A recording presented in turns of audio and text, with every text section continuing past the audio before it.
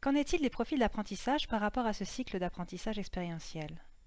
Cet axe ici, entre penser et ressentir, est en fait la manière dont on perçoit le monde. Vous pouvez dire que vous êtes de ces personnes qui appréhendent le monde en le conceptualisant ou en le ressentant. Il n'y a pas de bonne ou mauvaise approche, ça dépend des personnes. Et cet axe-là représente la manière qu'on a d'assimiler, d'intégrer, de traiter l'information pour en faire des savoirs. Êtes-vous du genre à apprendre en faisant ou à assimiler en regardant? On n'est jamais à 100% sur un extrême de l'axe, ni à 50-50. Il y a toujours une tendance vers un des deux pôles de tel ou tel axe qui déterminera vers quel style d'apprentissage on tend. Donc si vous êtes côté pensée pour la perception et faire pour l'assimilation, alors vous êtes ce que l'on appelle le convergent. Les convergents sont forts pour trouver des applications pratiques des théories et pour utiliser les raisonnements déductifs. Les convergents réussiront dans les situations où il n'y a qu'une réponse ou solution possible à une situation problème. Ils ne sont pas émotionnels et préfèrent travailler avec les choses plutôt qu'avec les personnes. On retrouvera ces profils dans les secteurs de l'ingénierie, des sciences physiques et de la programmation.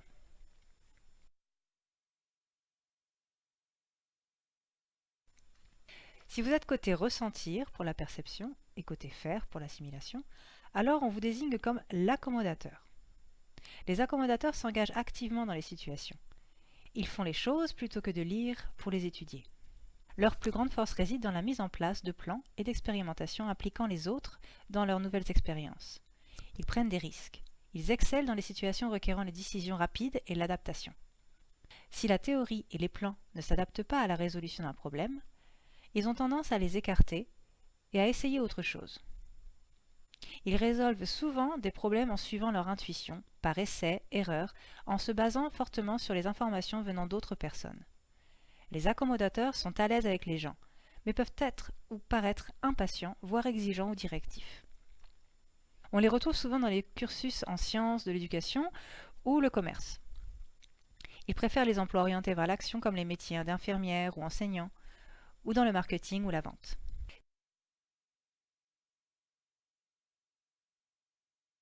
Si vous êtes côté ressentir pour la perception du monde et du côté observer pour l'assimilation des informations, alors vous êtes ce que l'on appelle un divergent.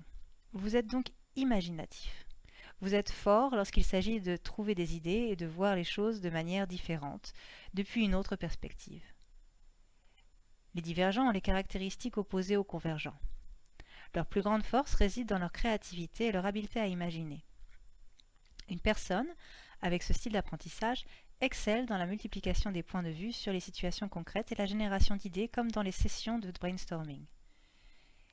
Les recherches montrent que les divergents s'intéressent aux gens et ont tendance à être imaginatifs et plutôt émotionnels. Ils tentent à s'intéresser aux arts et bien souvent aux sciences humaines. On les retrouve souvent au poste de conseillers spécialistes du développement organisationnel ou les ressources humaines.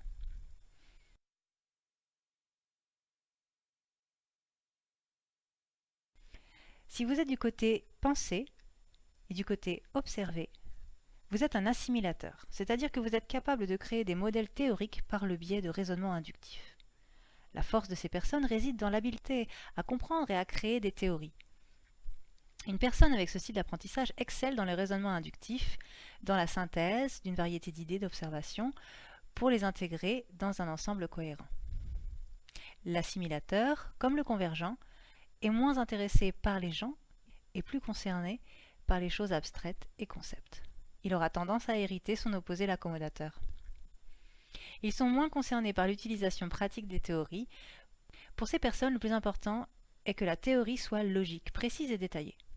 Dans le cas où la théorie ou le plan ne s'adapte pas à la situation ou le problème à résoudre, alors l'assimilateur aura tendance à écarter le problème ou alors à le réexaminer plutôt que de réexaminer la théorie.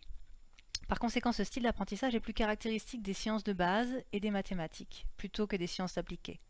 Les assimilateurs choisissent souvent des carrières impliquant la recherche ou la planification.